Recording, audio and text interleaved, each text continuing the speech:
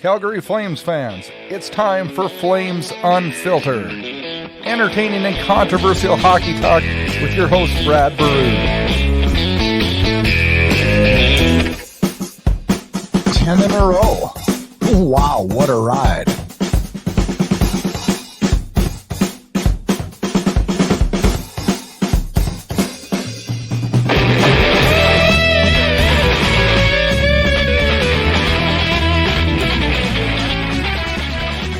Good evening and welcome to another edition of Flames Unfiltered, episode 115. I am the host of the show, Brad Burud, here each and every week to talk Flames hockey. And boy, it's fun talking Flames now. This is ridiculous. Is this team going to lose again? We roll off 10 in a row. Been a long time since that happened, and boy, does it feel good to be on a winning streak. How will it feel when we lose again? That it's going to happen soon here. And I ask myself that question all the time. Like, how am I going to react? How's the team going to react? How's the fan base going to react? Will the call-in show finally get busy again so people can bitch? I don't know, man. I don't know. I love Daryl Sutter's take on it the other night in the presser when he says, I don't put much stock into 10 in a row unless it's in the playoffs. Well, I guess maybe I look at it a little bit more positive scale. I love 10 in a row in the regular season because it solidifies a spot or helps solidify a spot. A ways to go still, but man, he's right in the fact that really, does it matter in Calgary? Are we going to remember this next year if this team is bounced in the first round? Probably not. Probably not. Saturday night, we saw the return of Mark Giordano, and great to have him back in the arena. And we all enjoyed watching him so much over the years, and such a great man in the community of Calgary. And yeah, I mean, we're wishing him the best. Rough way to end. With the little cross check to Backlund. I don't really know what happened there, but I'm not reading much into that. I think Giordano is a competitor, and real competitors just, I mean, you get into the moment, you get into the game, and that's your opponent at the moment, and it's probably a different story once the skates come off and you shake hands after, right? One thing I do want to stop right now is the rumors with Mark Giordano. I loved him. I hated to see him go, but we've made the step without Gio. This talk of him coming back at trade deadline, I know it sounds like a storybook Iginla story that we never had, the storybook Fleury story that didn't work. You know what? Let's just let this lie. It's worked out. Let's call it good. We don't need that anymore. Monday was an interesting day at the Dome as it was family day, and I hate day games. I do, but I get this one, and I'm all in favor of this one. I loved I don't know if you saw it on Sportsnet, the Kids Explain Hockey feature. That one had me chuckling. I thought the national anthem by Charlie Kavolka, yeah, I said it. Head athletic trainer for the Flames. His daughter was just flat out amazing on Canada. And Chris Snowston was pretty entertaining on the PA. I thought he did a real good job too. Today on the show, we're going to have, we're going to start the show off. We're going to recap the two games from last week. Usually it's been a lot more lately, but we just got two this week we're going to talk about. Then we're going to talk about Oliver Kylington. I couldn't be more happy with the year Oliver Kylington's having. A breakout year is everything we've asked for, but what's going to cost the Flames next season? Then the friend of the show, Nate Thomas, joins the show. He's all over Flames Twitter every single night, and we've got a ton to catch up on as we wrap up with all kinds of different Flames talking to Nate. Good to have him back, and then we're going to wrap the show with some Flames news from the Pacific, an a preview of Thursday's game against the Vancouver Canucks. We got a big weekend of hockey. Canucks Wild? Yeah, we're going to like this one. Thanks for joining us on another edition of Flames Unfiltered.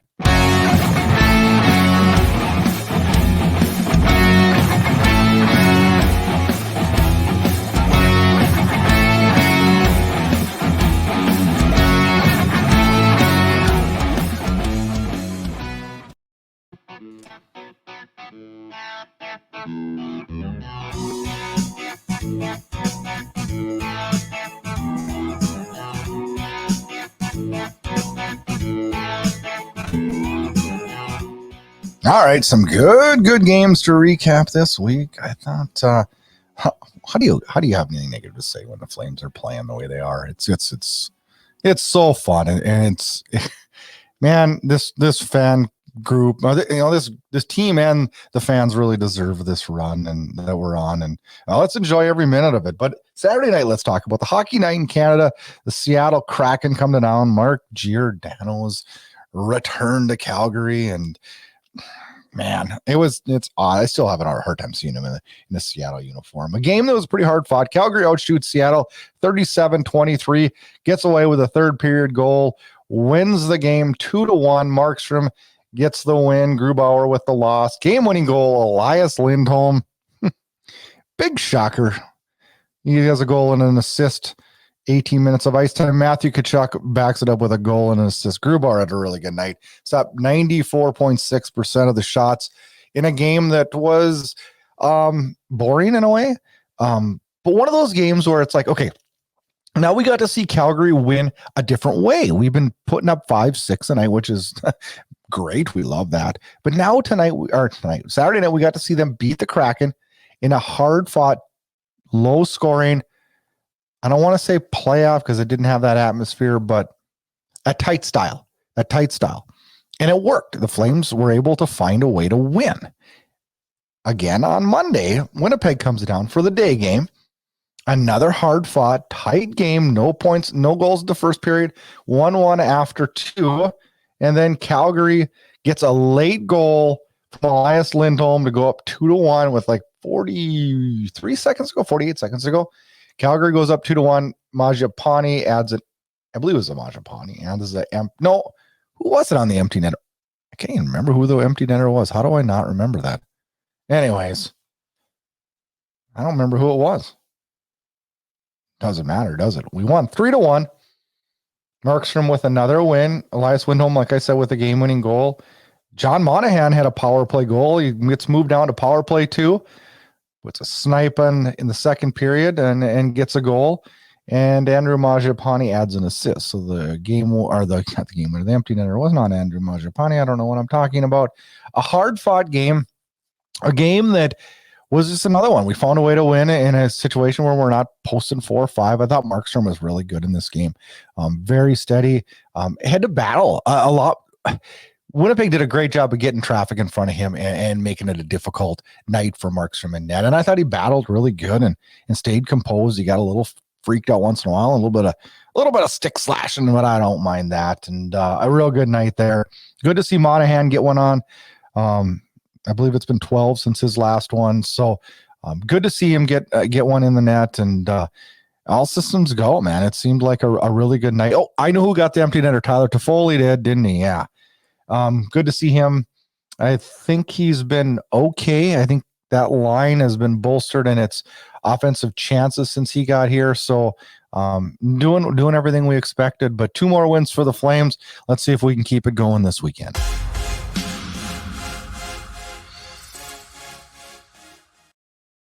All right, time to talk Oliver Kylington. Now, this is a guy that was drafted by the Flames and then just never took off. Would go down to the American Hockey League, absolutely obliterate it, tear it up. Man, he's just too good for that league.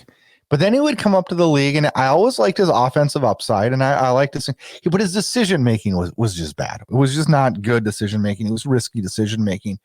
A lot of those pucks ended up in the back of our net, and it wasn't a healthy fit, I guess would be the thing. I thought he was gone. He was a guy, we put him on waivers, you guys. A guy that I did not think would be back this year and re-sign, but did. A guy that just doesn't give up. And you know what, really, you got to look at the other side too. The organization didn't give up on him either. It was a two-way street there. He gets his shot this year, a shot that I was questioned if he was going to get, just the way preseason went. It didn't look like Kylington was going to get his chances.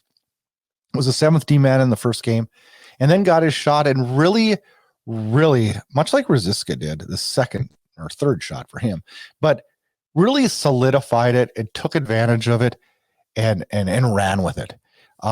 He's offensively been very good in my mind. He looks so much more calm and composed.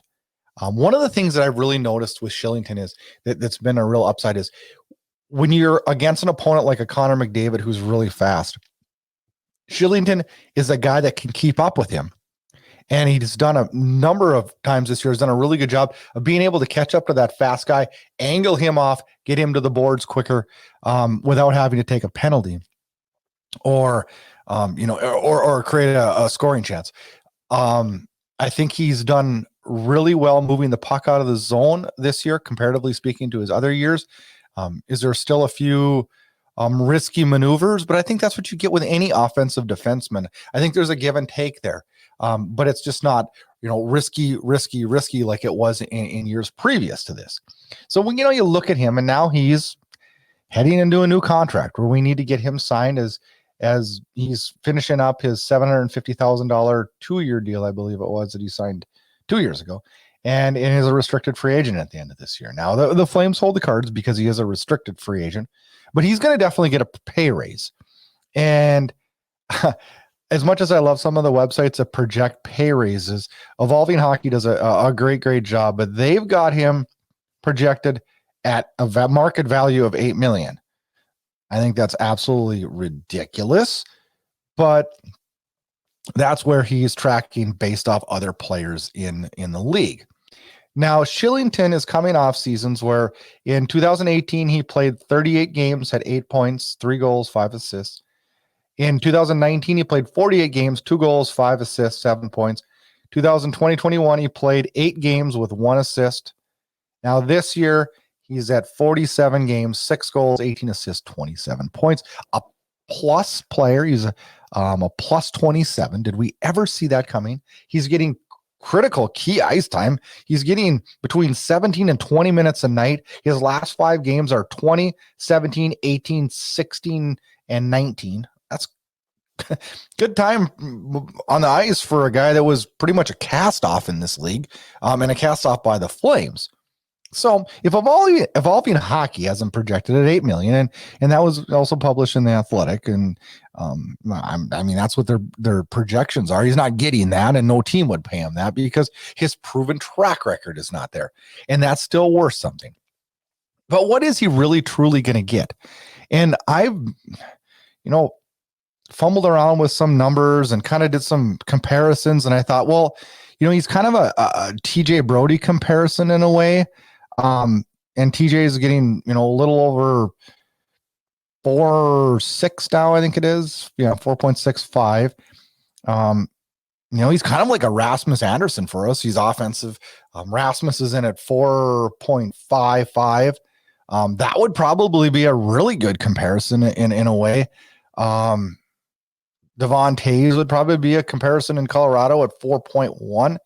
So, Noah Hannafin might be a comparison at 4.9 in Calgary. It's funny how you got so many when you really sit down and take a look at it. So where do you actually think it's going to come out?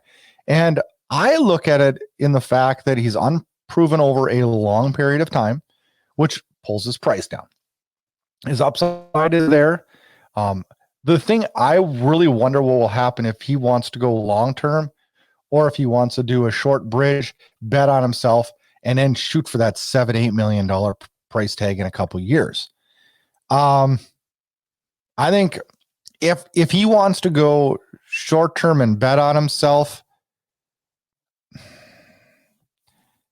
I don't know. I don't know that you can go over 5. I think the number that I'm looking at is more in that 4 to 4.5. I'd be comfortable with 4 or 5 years even. I would be. I don't think this guy's going to lose it. Now, if he's anything over 5, we're not going down that road. I don't see that happening. Do I think he's going to maintain this elevated play? I do. I think it's helping that he's playing where he's playing. But I don't see that changing. I have got no signs of that changing. Now, the benefit we're going to get to see here, if all still goes as planned, is the fact that we're going to get to see him in playoff action and get to measure him because he is a restricted free agent. We don't need to worry about locking him up. That we're going to get to measure his postseason and see how that plays into the negotiations. in the offseason. I feel pretty comfortable with this one. I would like to see, anywhere between 2 and 5 years at 4.5. I don't, honestly, to get all these guys signed, I don't know that we can go more than that. Maybe Treliving can work some magic and get him in that $3 million range. I don't know. I mean, if he wants to do a 1-year deal and walk to free agency, I don't want to go do that because that's going to cost a bunch of money. But we're going to see what happens here. And Oliver Kylington's been good this year, and he's been safe and solid. And I guess we'll see. But I see him in that $4 to $5 million range.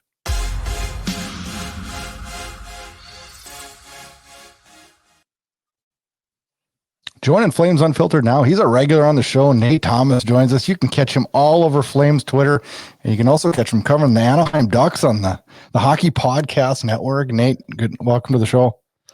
Thanks for having me on again, bud. It's always fun talking to you. Well, we haven't talked Flames for probably a month and a half, I think. Probably maybe 2 months. It's been a while, yeah.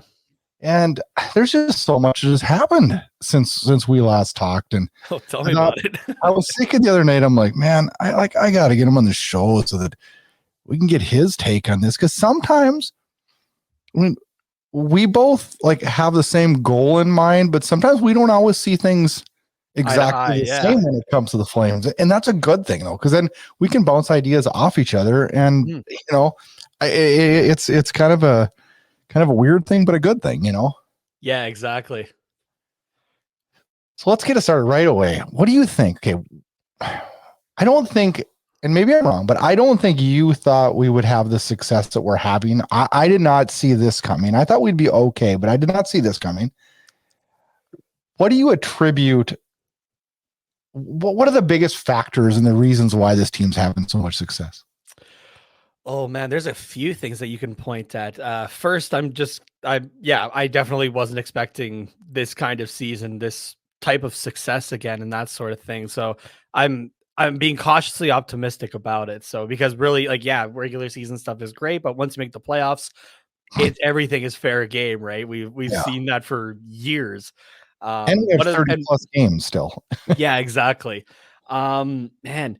Jacob Markstrom has been solid, as well as Dan Vladar. Take away those 2 back-to-backs that he had on that Eastern road trip that I was a little confused about, even that you gave him those. But you got that. The defense has been solid. We were kind of talking a little bit off air about it. I'll call it the improvement from the start of the season to the point we're at now of Erica Branson and Nikita Zadorov. Those were 2 guys that when they were first initially signed were not pieces that I was very confident in, and even more so maybe with the money, it felt kind of strapping, but not that I think that they're still worth the same amount of money right now.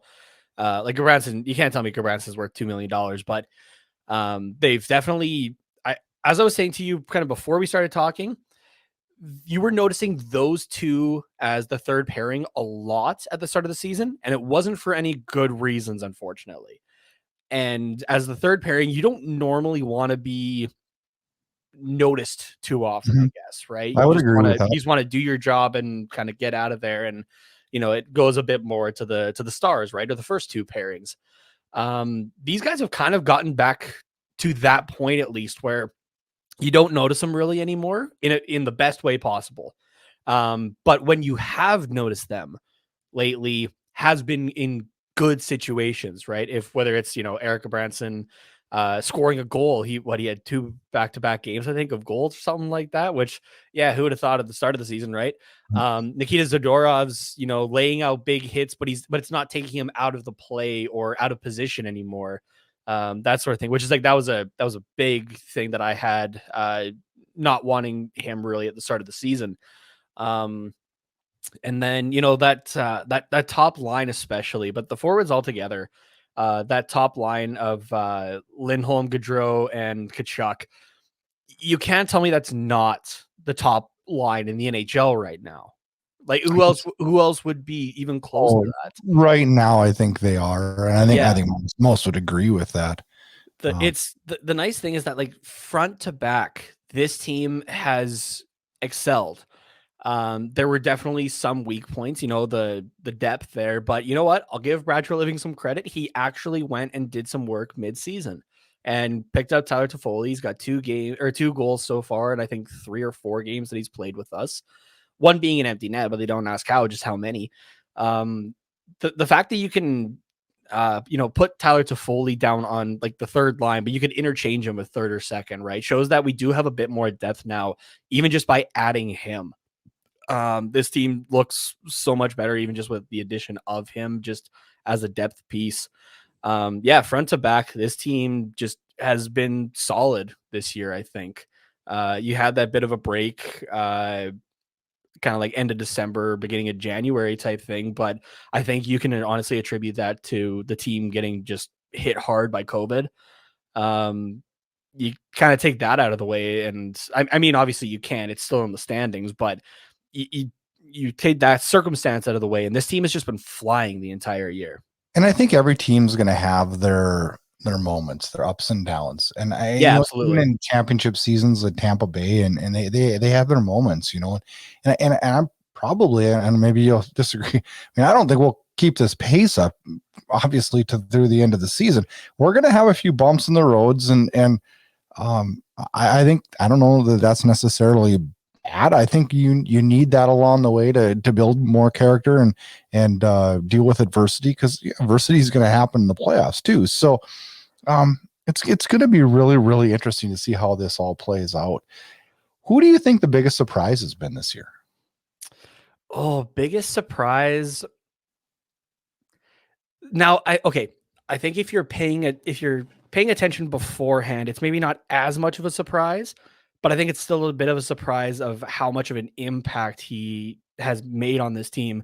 Oliver Kylington on that back end there. That's kind of the surprise for me, but sure. How could we answer anything different? Yeah, I like I said, just if you're paying any sort of attention to the game that he had, or just like, before this season and whatnot, like he had the potential there. Just, sometimes it is just finding that right fit with a player, or just a little bit more time, or a certain coach kind of to play under, that sort of thing, right? It feels like time is a blur to me at this point. It feels like forever ago since, Jeff Ward was at the helm of this team. But that was like a year ago. Yeah. Really, right? Yeah, so it makes sense that, okay, we'll introduce the Sutter system full on, and there's a lot of players that do well under that kind of system, and Oliver Kylington has definitely been one, especially paired with Brandon Tanev there, right? Tanev's able to do a bit more of the defensive side. He can obviously put up the points if he needs to, but it allows Kylington to be that little bit more of an offensive defenseman that he wants to be, and it's a perfect pairing there. It's funny, and I was thinking about the biggest surprise, and I'm guessing Nate'll say Kylington, but I'm thinking, well, Vladar's been a surprise. That was my second. Yep. Rasmus Anderson's play has been somewhat of his rebounds have been somewhat of a surprise. Zadorov's been a surprise. Gabranson's been a surprise. I mean, Gaudreau's been a surprise. I mean, there's just like the list goes on and on and on, and that's one of the reasons why we're sitting in this situation that we are this year. Would you consider there being anybody who's like a secret star on this team right now? Secret star. As much as this guy's been shown around and everything like that, and is part of that top line, Elias Lindholm has just quietly put up points, and just is not honestly getting the recognition from around the league that guy deserves. He didn't get any recognition until this week. Exactly. The guy's on I think he's on like an 8-game goal streak right now, or point streak. I forget which one it is, but like I think he's 1 game away from breaking a franchise record for that now. This guy's not getting the recognition he deserves. And as much as that sucks to see, right? You want to be like, hey, look at this guy that we have that nobody's paying attention to. But it might be good. It's also okay that nobody's paying attention to him, because then it surprises people. It's the same as Andrew Mangiapane for the last couple of years, right? Yep.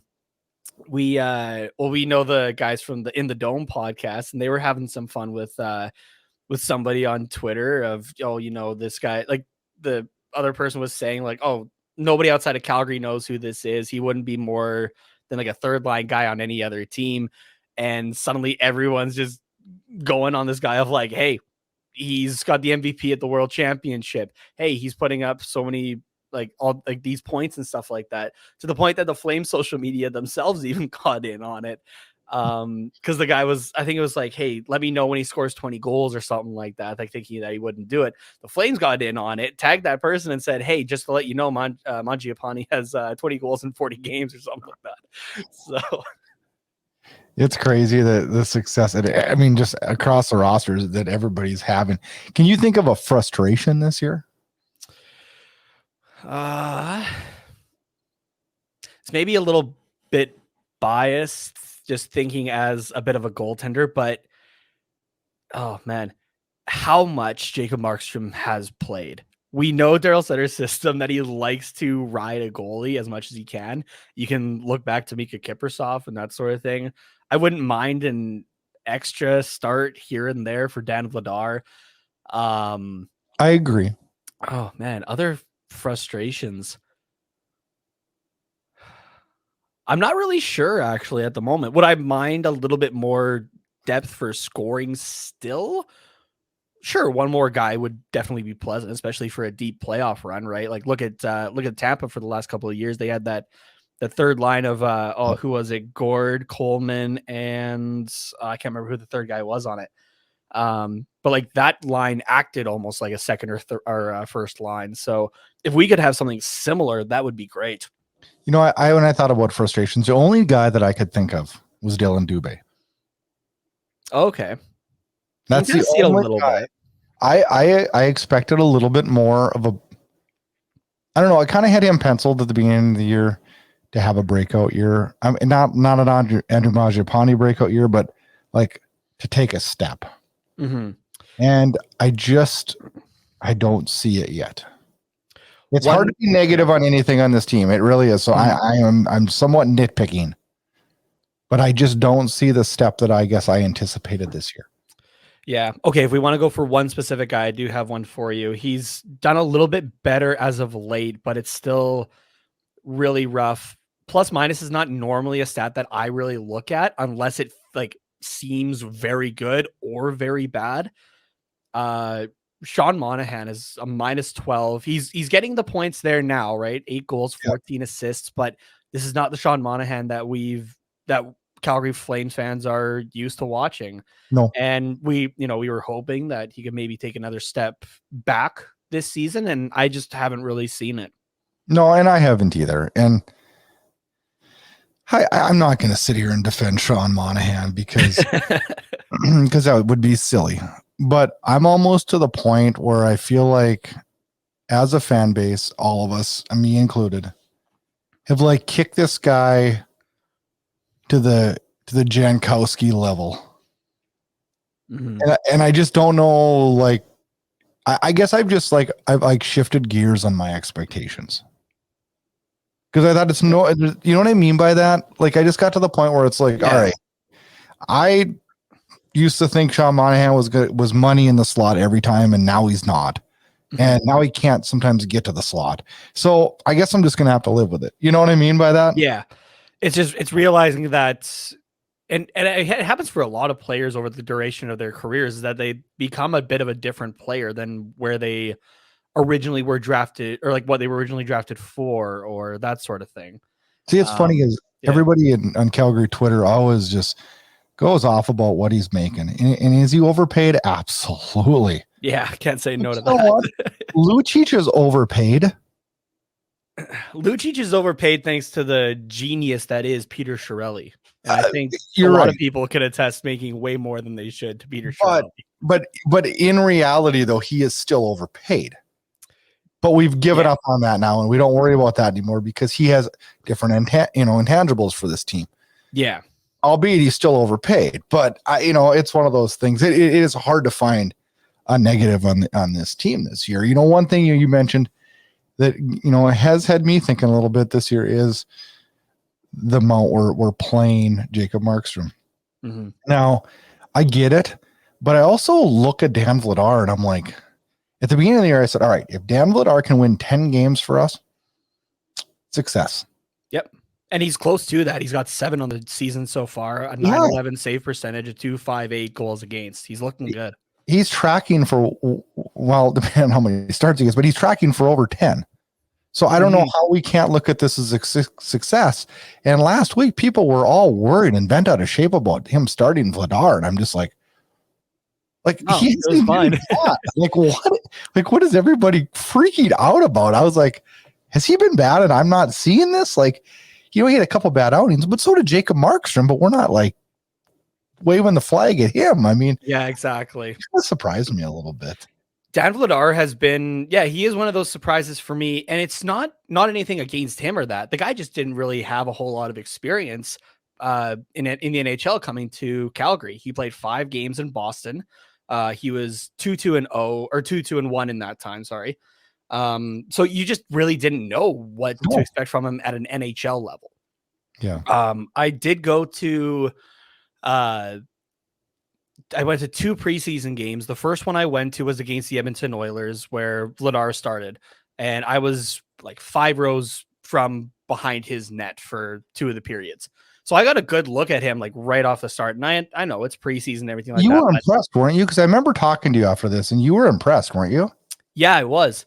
I mean, even, you take a look at that score. I think it was 4-0 or 5-0 for Edmonton, but it's preseason, right? It's the first one, but he looked solid. He had, the great lateral movement and just was tracking the puck really well, I found, and which impressed me because it was, the start of preseason, right? Everyone's shaking off rust and that sort of thing. And, even though teams it's a lot more of an AHL roster than an NHL roster, those are still guys that are, playing as hard as they can to make roster spots and that sort of thing. It's still high level competition. This guy looked good. And I haven't really seen a bad game out of Vladar, honestly, this entire season. There was those 2 back-to-backs, but I don't necessarily attribute that to him. The team around him just wasn't doing hot either. You take a look at the schedule. That was during that Carolina, Tampa, and Florida 3 games in 4 nights, which you could almost call that a scheduled loss, right? Against Carolina. Yeah, exactly. So I don't really attribute anything of like the negative to him on those games. I did pull up the Athletics player cards by Don Lucian there. Yep. And Vladar is on pace for 12 goals to stay at the save percentage he's at. He's looking at a 0.8 goal saved above expected, which that's good. That's what you want to see out of a backup goaltender. So absolutely. I've been super impressed with him. We talked a little bit about the defense, and in that I know, and we talked about it on air preseason about, our fear of where we were at with Zadorov and Gabranson and really where we were going to go with our defense. And, do you, at this point in time right now, do you feel comfortable with our defense?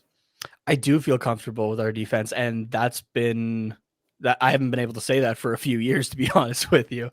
So yeah, this defense it looks solid to me. We have depth guys if we need them. So that's not something that Brad has to go out and get this trade deadline this year, right? You got Michael Stone still ready to slot in. Connor Mackey. Connor Mackey. Yusuf Valimaki as well, who's just been tearing it up in the AHL, just ready to get his chance again. And I honestly don't think he really got a great chance up here in Calgary this season. He was just, but I don't think it seemed like he would make. Sorry, say that again. But I don't think he got a great long-term chance, but he didn't outplay the other guys that were veterans. So yeah, it was, I don't know. I felt it was, he had a very short leash, I felt, for some reason, compared to someone like Nikita Zadorov, who, he's got the tenure and everything like that. But Zadorov at that time would make 5 mistakes a game. 2 of them would cost us goals. And Valimaki would make 1 mistake and just get benched. Yeah. So, but you know what? I guess I am going to defend Sutter on this one. Sure, go for it. One of the things with Zadorov that he brings to the table that I like, and I think Sutter does too. Wait. Can I just guess? Yeah. Is it size? Well, yeah, that's part of it. But he brings that fear factor. Oh, okay. And what I mean is, how many times, here, I'll give you an example. when we play Washington, I always worry about my players, somebody on the Flames getting hit by Wilson, even if, albeit dirty or clean. Yeah. I worry about every time he's on the ice. It's like, oh gosh, don't catch him with his head down. Where I feel like Zadorov brings that aspect to other teams where they're like, oh, people know when he's on the ice, just like they know when Lucic is on the ice. Mm-hmm. And having a guy in the back end that this year has learned to control it and pick his moments. Yeah, that's been the big thing. Makes him so much more of a force back there. And I can't believe I'm sitting here saying that Zadorov is a force. But I don't think anybody thought we'd be saying that at the start of the season. But I think you get what I mean, though, in the fact that like he brings an aspect that Valimaki can't. Now, will Valimaki probably be a bigger factor on this team 3 years from now? I honestly think so. And I know a lot of people don't, but I do think he is going to get his chance. And I don't know that it isn't this year because, someone is going to get nicked eventually here. Knock on wood, Brad. I know. Everybody's like, well, he just rolls out the same lineup every night. We should probably all be very thankful that we're allowed to do exactly. that.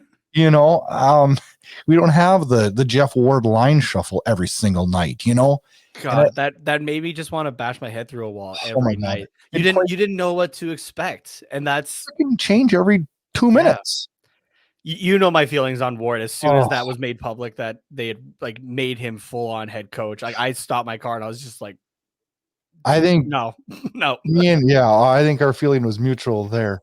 Yeah. One thing that's gotten a lot of talk in Calgary here over the last couple of weeks is, Oliver Kylington went from pretty much a cast off to a top end defenseman. And as much as I'm happy about that, and I know you are too, and I know the organization is, and everybody, I can't help but look at the numbers and be like, geez, what are we going to have to write a check for this guy for next year? Yeah, that's a fair point. And for that, I'm going to take a look here at the Athletic article. You don't want to see what it says. You don't want to see the number. They're projecting him at 7.3 million. Yeah, not a And okay, they might project that. And I saw that too. And that's one of the reasons why I wanted to ask you this. Yeah. But I mean, he's only done this over a short span. Yeah. Albeit I don't think he's going to change now. I think he's got the confidence and he's got to figure it out. So this is a guy you're probably going to want to get wrapped up for 5 years. Like, where do you see this coming out, this contract coming out? See, now 5 years would obviously be great, but I feel like both sides could be okay with a show me contract, say like 2 years kind of thing. I don't know. You still got to reward the guy a little bit. Sure. What are you thinking? 3 million, 2 years. Do you think he goes for that? I think he could, because if he proves it is okay, it's your risk reward kind of thing, right? Like, yes, you're risking that you only have the contract for 2 years and it's a lower amount, but you're going for the reward of, hey, I'm going to show that I can continue to do this over the next 2 years, and then I'm going to really get my value plus a little bit more, because hopefully the cap's going up and everything like that too. They'll be willing to pay me a little bit more. So I think you'd agree with me, and I think a lot of Calgary Flames fans would agree with me, that this management group kind of drug Kylington a little bit through the pile here the last couple of years, right? Yeah. So if you're Brad Treliving and I'm Kylington's agent, and I said, I'll tell you what, Brad, we're going to go 5 years at 5.5. What do you tell me?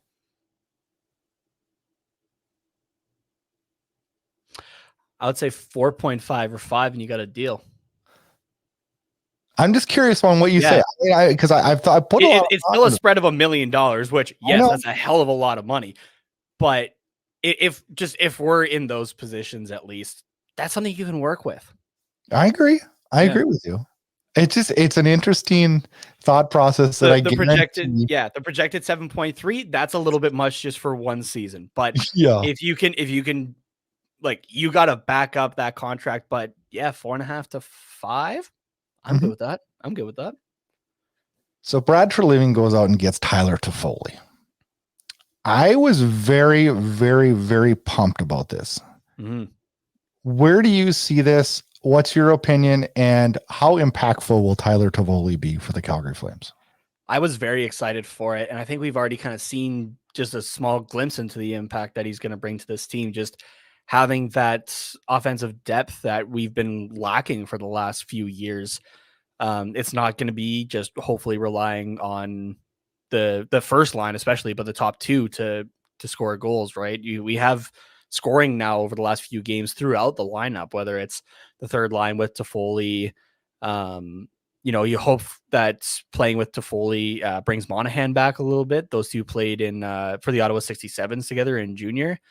And even down to that fourth line, right? Just you have guys that can score now, right? You've taken out the guys like Nick Ritchie, like Tyler Pitlick, right? Who weren't really contributing a whole lot to this team. You have a team or a forward group, at least, of contributors in some form or another. Obviously, some guys have to contribute a little bit more than others, but you have everybody contributing at this point. Yeah. So the small sample size that we've seen, it's very promising. Just the addition of Toffoli to what it does to the entire forward core. And I don't think we've seen the best of Toffoli yet. I really don't. Not yet. And I'm excited to see it. My only fear on this whole thing was, and believe me, he was in my top two that I wanted. Just because I thought, number one, I thought term I loved. I thought the fit was good. I liked a lot about it. The only thing that I thought was, man, I just wish he had a little more speed. Yeah, I can see that. But I mean, geez, you can't have everything, can you? Yeah, exactly. I was going to say, like, everything else he makes up for, right? He does. He's super smart. He's super responsible. He's going to fit in well with this group. I think it's going to be a match made in heaven. And I pray that 12 months from now, I'm not eating those words, because I really think that this can be really, really good. Yeah. I know there were some people saying, oh, it feels like a bit of an overpayment and that sort of thing, which I can definitely see, but an overpayment. Do you think so? I didn't at all. But I don't. I thought it was I think when you initially look at it, it might look like a bit of an overpayment because, there was a few teams going in for Toffoli. You're going to overpay just a slight bit when there's more teams involved. However, I look at it this way. It's Tyler Pitlick and prospect Heinonen. And who cares? For Toffoli. Because, yes, you have those picks. Yes, there's a first round from this year, but that's going to be closer to a second round than it is, like a top end first or a middle of the way first. You got the fifth round pick, which, yeah, you get some guys in every now and then. But, take a look. Like Cole Caulfield, obviously, is doing a lot better now being under Martin St. Louis. It definitely helps to play under your idol growing up. But there's not too many guys I can really think of since Carey Price. The Montreal Canadiens have really developed into strong players that they themselves did completely on their own. You look at that. It's like, okay, you can maybe take aside the picks, and it's Tyler Pitlick and a prospect for Toffoli. I'm happy with that. I will take that every day. And people always say, well, you gave up a first round pick. And I always look them dead in the face and say, name the last first round pick in Calgary that panned out. Yeah. Okay. Yeah, you got a point. Gosh. And I think Steve Dangle kind of explained draft picks the best. They're magic beans. You don't know what they're gonna be until like 5 years after you've made the pick. And I know what kind of bean we just got, and he's a good one. Yeah, exactly. And to have him with term as well at it's 4.25. Yeah, I think it's right. Yeah, 4.2. I'm happy with that. I'm happy with that. Is Brad Treliving done making moves? I hope not. Like I said, I think we can go for one more scoring piece. What do you want? Tell me who you want. Oh, man. Putting you on the spot. That's all right, though. I mean, a Jack Eichel would have been nice. I don't. See, I am not on that train. No, you weren't on that train? Oh, too much money. Yeah, fair enough. Yeah, that definitely would have been like a salary retained kind of thing if possible. But and I even felt that Buffalo kind of shot themselves in the foot with some of the demands that they were making. Mm-hmm.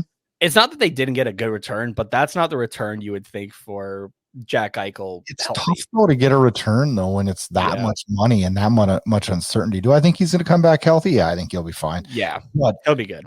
It's also hard, I think, when you start to have the reputation that Buffalo is having medically, because this isn't the first time that they've done something similar to this.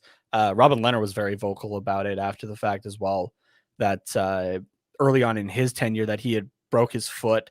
I think he was supposed to be off it for, I'm trying to remember this, so don't take my word for it. I think it was like he was supposed to be off of his foot for a month. And after the first week, they put him on a leg press and he broke it again, like as he was rehabbing it. So he's like, this isn't unusual for the Buffalo Sabres, unfortunately. Yeah, the thing is though, like I always look at that and I don't know why I remember this, but when this whole Eichel deal was going down, I remember one day I was out mowing my yard and I had my headset in and I was listening to hockey talk. And all I could think of, and I was doing the numbers in my head and I was thinking, okay, if we get Eichel, there's no way we can sign Tkachuk and Gaudreau. No, you were losing one of them to do for it. Sure. Yeah.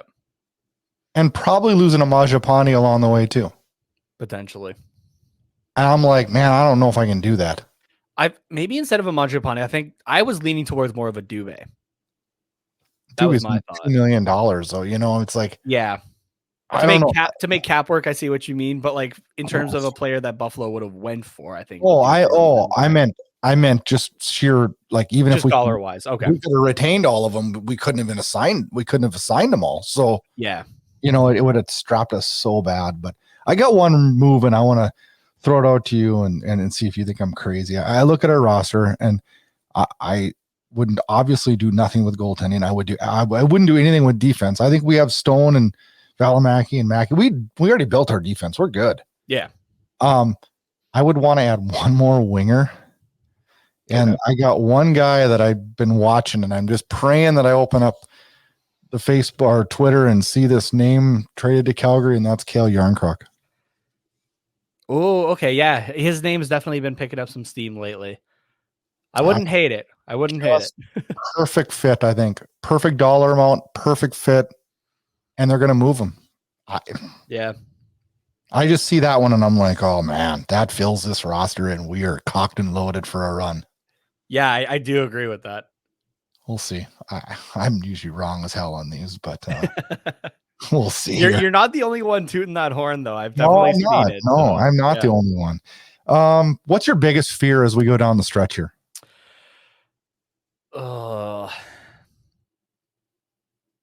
Biggest fear, I think, would be it's a tie between injuries and expectation. I feel like expectation, we've seen it happen to this team, that it bogs them down and they don't live up to it. I don't think that's happening this year. We got a different bench boss. You got to just go with it. Yeah. Don't when you make the playoffs, like obviously you have to, it's a fine line of, yes, this is the playoffs, but just keep doing what you were doing. One day at a time. And I think Sutter is the master at doing that. What I fear so much is, like, I feel in every hockey season, you're rolling dice, right? Yeah. And we've come up with absolutely, and I need another piece of wood to be banging on it right now. We've had no injuries. That's the other thing. No injuries. When our biggest injury is Tyler Pitlick. Yeah. You're good with that. Right? And that's like, I am definitely afraid. Yeah. If you want to go for a specific on injuries, it's Jacob Markstrom for me. But I feel better. And this isn't, a slight to, Dave Riddick or anything like that. But I actually feel really good with having Vladar. If Markstrom were to go down, knock on wood, I feel like he could handle it for a little while. Markstrom would be my biggest fear. Yeah. Lindholm would be my second biggest fear. Tanev would be my third. Yeah. We got to keep those three guys healthy, man. Yeah, Tanev took he took a stick the other night. Yeah, and it was like, oh shit. And then Backlund got dinged the other night. I was like, oh no. Yeah. And then Hannafin did too, and I'm like, oh shit, this is one of those nights. We're just like toying with the IR. Two more questions for you. All right. Will Gaudreau, Tkachuk, Mangiapane, and Kylington all be on the Flames roster next year? If there's one thing that I can say confidently for Brad Treliving is that he manages to find a way with re-signing guys and contracts. I think he can do it. I think it happens, and the only way it doesn't happen is out of Treliving's control, and that's if Gaudreau doesn't want to be here. And I don't see that, honestly. This guy's just going. He's talked about potentially chasing a couple franchise records, stuff like that. No, I hope he wants to do it here. He wants to do it here. I hope so. I hope you're right. I pray you're right, but I worry. I still worry. Because he's not going to say, wow, peace out. After this year, I'm checking out. Yeah. Calgary was good to me. He's not going to say that. Now, do I think it's a better than 50% chance that he's in Calgary next year? Yeah, I do. I really do. But it does scare me a little bit, though. Yeah. My thing is, okay, you see the roster that has been built now. It has taken maybe a little long to build, but you see the roster now. This is a team that can push. Do you want to give up the chance that you could win a cup to make a little bit more money? I don't know. Or do you want what you play for? Yeah. But here's my worry. I'm playing devil's advocate here. All right. When the shit gets tough in the playoffs, who hides? Gaudreau a little bit. I get the feeling we're not going to see that this year. I pray you're right. And you know what? If we do see it this year, then I'm perfectly fine if he walks and we just take the cap space and get something else. I don't want that to happen. I want him to produce, us re-sign him, and we all go home happy. Yeah. But if he hides and runs in the playoffs like he's done in years past, people are going to scream, well, we lost him for nothing. No, we learned a lesson. Yeah. And I understand the devil's advocate side, but yeah, you're having a chance for that silver cup right now. You're playing with the best line in the NHL right now. You are part of the best line in the NHL right now. You're not like, could you go somewhere and find good players to play with otherwise? Yeah.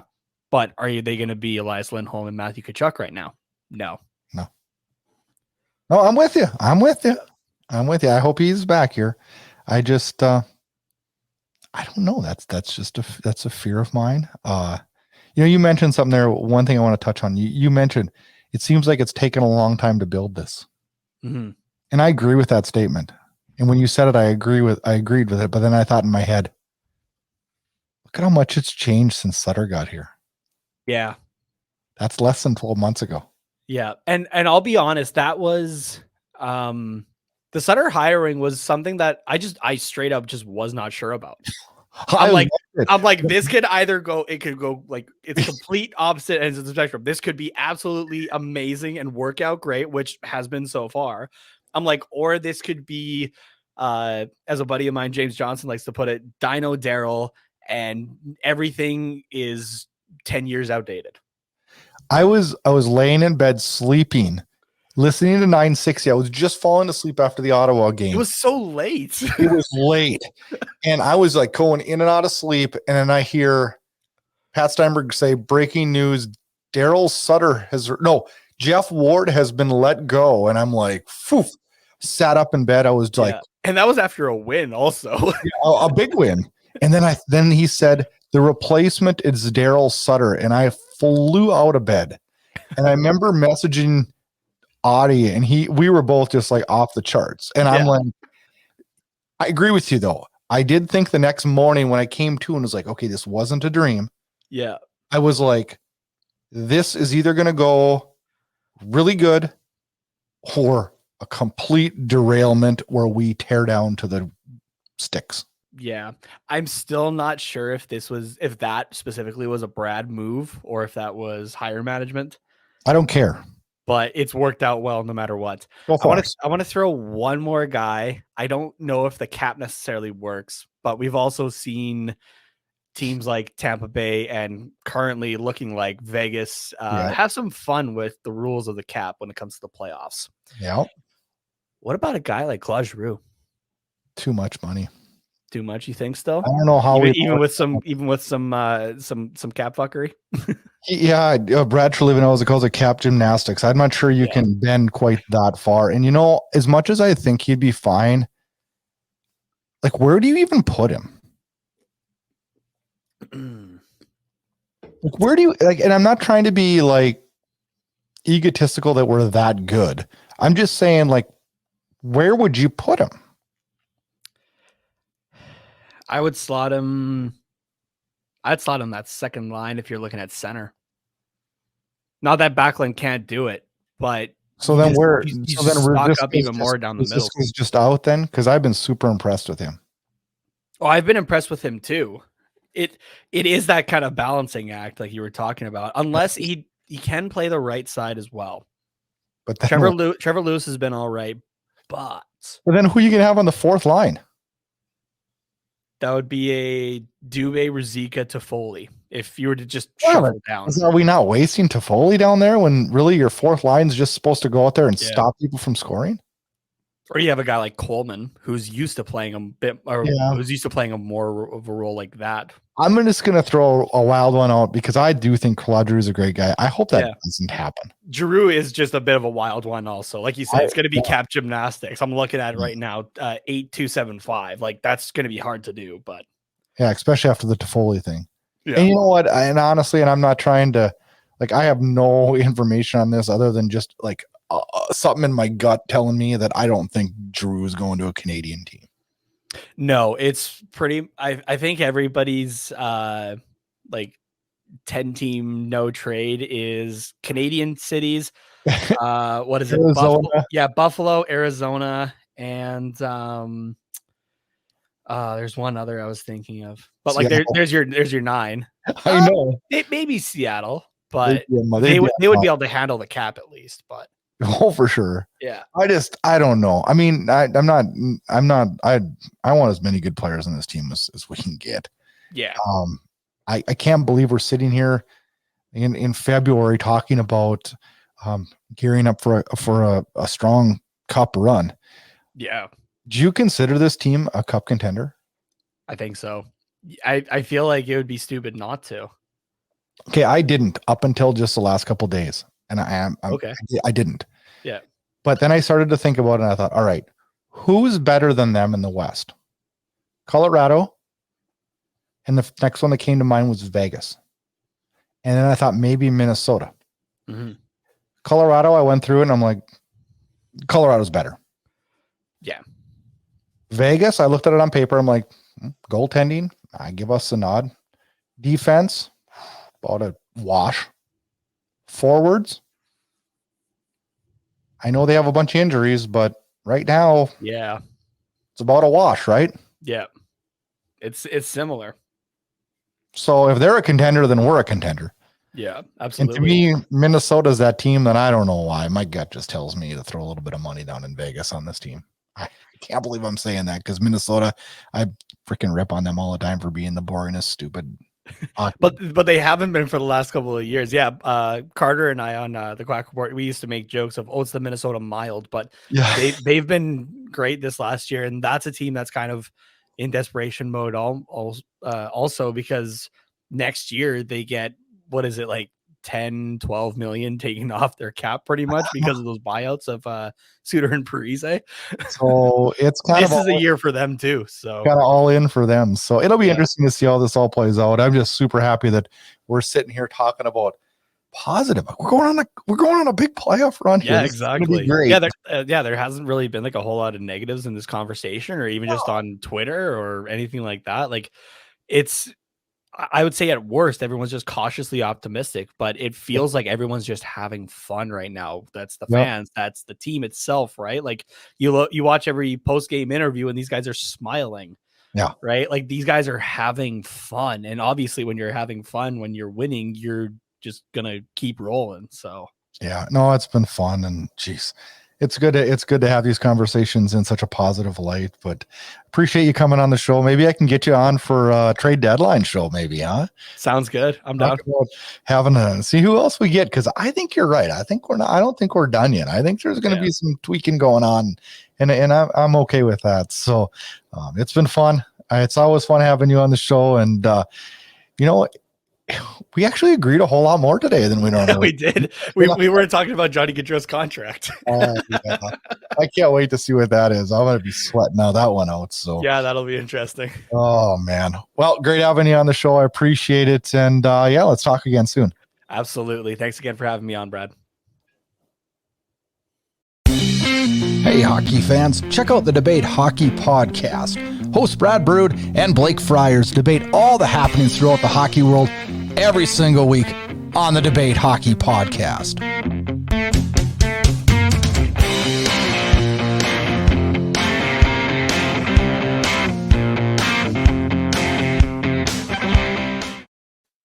All right, Flames fans, time for a little bit of Flames news. Adam Ruzicka fined $2,004.17. A little bit of a elbow on February 17th. Kevin Anaheim Ducks game, which it came out late the next day, and I was a little surprised because I didn't see this one coming. It was an elbow to Anaheim Ducks defenseman Kevin Shattenkirk, and the later part of the first period, and minor penalty was called.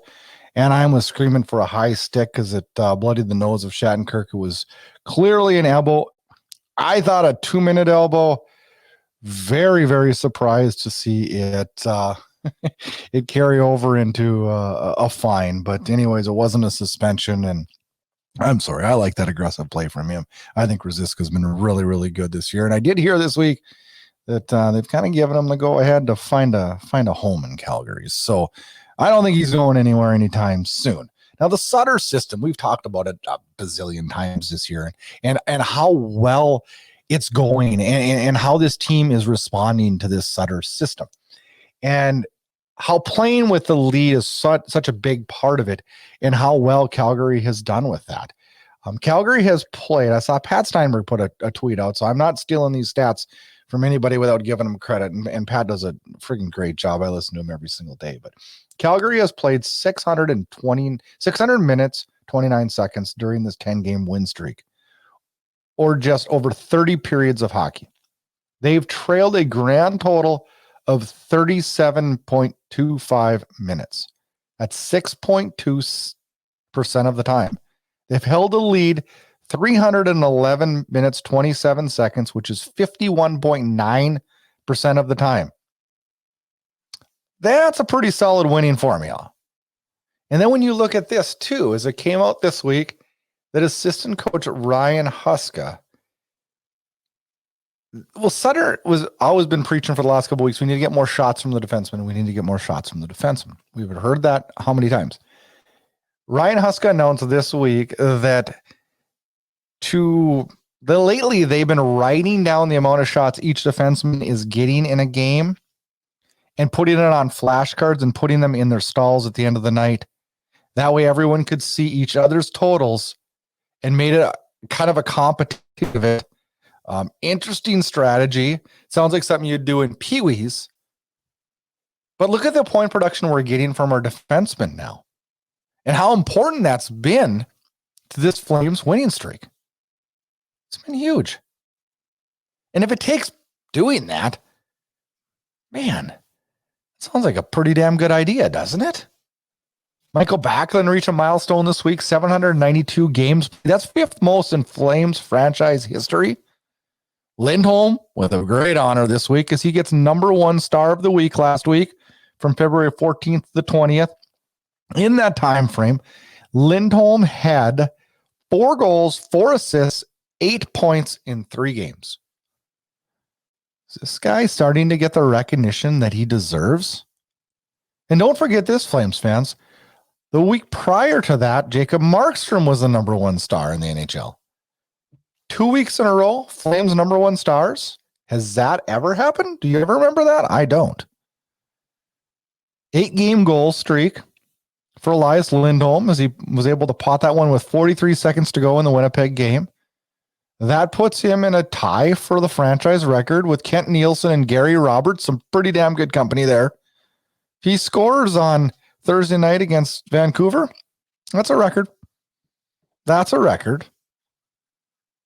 Speaking of win streaks and records, the Flames tied another record with the win over the Winnipeg Jets. They have the longest winning streak in franchise history, which ties the 1978-79 team in Atlanta that won 10 straight and the 2016-17 season that won 10 straight. I remember that pretty clearly. Now they can break that record on Thursday night against the Vancouver Canucks. We'll see if that happens. The Vancouver Canucks are an interesting team when the Flames play them because it's always tight checking. And I consider one of those, those rivalry games, and those games breed difficult situations and probably situations that Sutter absolutely loves because it's more playoff hockey. Be interesting to see how that all pans out. Let's head on over to the Pacific Division and let's take a look at how things are going in the division and where this Flames team is at. Let's talk about Oilers first. As the Oilers were on a 4-game win streak, they was snapped by the Minnesota Wild, a 7-3 loss, I believe 7-3 loss, where 4 of the first 7 shots went into the net over on Mike Smith. That's not good. That's not good at all. The goaltending problems are back in Edmonton, which doesn't break my heart. But I still think this Edmonton team is a pretty damn solid hockey team and a team that can scare us and a team that I think is going to make the playoffs. Now, do I think we're going to play them in the first round? I don't know, because I do think this Flames team is capable of winning the division and staying ahead of Vegas. But if they falter at all, that looks like a date with Edmonton probably. Now, the Vancouver Canucks lost on Saturday to the Anaheim Ducks 7-4, may just be the backbreaker. They put some 7 points back as of Sunday and would have to jump 3 teams for that final wildcard spot. My gut tells me that it's going to be time in Vancouver for them to start shipping some players out and making some drastic moves. Now let's run through the Pacific Division real quickly as Calgary holds a top spot, and we're not counting on point percentage anymore. We're going on straight points with 66 points in 49 games. Played in 2 games more. Vegas is at 62 points. So the Flames have a 4-point lead. Pretty impressive for a team that, was down a fairly decent margin not too long ago. Edmonton holds at 3rd spot, 59 points, with a tie with LA, 59 points for them also. It's tight. Anaheim is also currently sitting at 59 points, but has played 3 games more. Vancouver, 54 points, sits in 6th spot. San Jose has dropped down to 50 points in 7th. And the Seattle Kraken bringing up the rear at 36 points in 53 games. Calgary at plus 55. Wow. That is flat out amazing. And I don't even know. It's so impressive and fun to watch. The battle with Vegas is going to be really big down the stretch. We'll see how Jack Eichel does now that he's back in the lineup, what extra dynamics that brings to the game. But it's going to be a battle in the Pacific.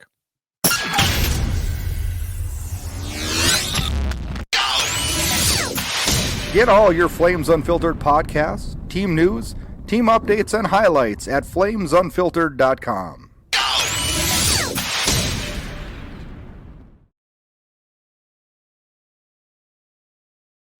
Time to preview this week's hockey action for the Flames, and it starts Thursday night, the 24th of February, as Calgary goes on the road of something we haven't done in quite some time, and they visit the Vancouver Canucks.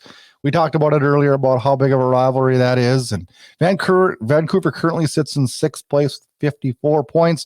Second of 4 meetings between the two teams. Calgary did win the first meeting back on January 29th. We just talked about that one. A 1-0 hard-fought game. This series wraps up in March 19th in Vancouver, with 2 more games. The 19th of March in Vancouver and the 23rd of April in Calgary. 3 more games against this team that we really don't know what we're going to see. Will they be in full teardown mode, or will they be pushing for that final spot? It'll be interesting to see where that goes. Now, this weekend, Hockey Night in Canada, the Minnesota Wild come to the Saddle Dome, and the Flames come back for 1 at home and then go back out on the road. They have a back-to-back situation with Minnesota, where they're here Saturday night. Calgary goes down to Minnesota Tuesday, the 1st of March. And this is games 1 and 2 of a 3-game set. The first matchup of the year will come Saturday night. And Minnesota, who's a good hockey team, They are currently ranked second in the Central and are having a great season. And one of those teams that kind of earmark as kind of one of the teams that I consider a contender, maybe. They're kind of where Calgary's sitting. It's like it's hard to consider them a contender because we haven't seen much playoff success. But what we're seeing in the regular season leads me to believe that this team is fully capable of putting it together and having some success. So that'll be interesting to see how that all plays out. But big game Thursday night with the Vancouver Canucks, the Flames on the road, trying to get this win streak up to 11. Did you guys think we'd be saying that? Because I did not. The schedule heats up after a light week. Only 2 games this week. Next week, it's back to the fast and furious as we get rolling towards NHL trade deadline and the Stanley Cup playoffs. Get on over to flamesunfiltered.com. Check out all the back episodes and all the other Flames news we got on that webpage. Check that out. Get on over to YouTube. Check out Inside Edge Hockey Media Group. That's where you can watch all the episodes of this. It's a good time to be a Flames fan, isn't it? Yeah, we're back next Wednesday night with another big episode of the show. Good luck this week, Flames. Have a great week, Flames fans, and enjoy the games.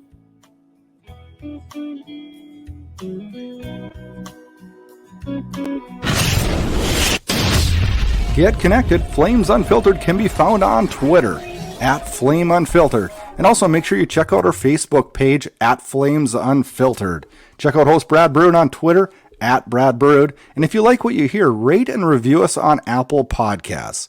You can find Flames Unfiltered on all the major podcast players. Thanks again and enjoy the hockey action. Play on! Yeah, baby! Play on! Yeah, baby! Thanks for tuning in to Flames Unfiltered. Check back for more action-packed Calgary Flames talk.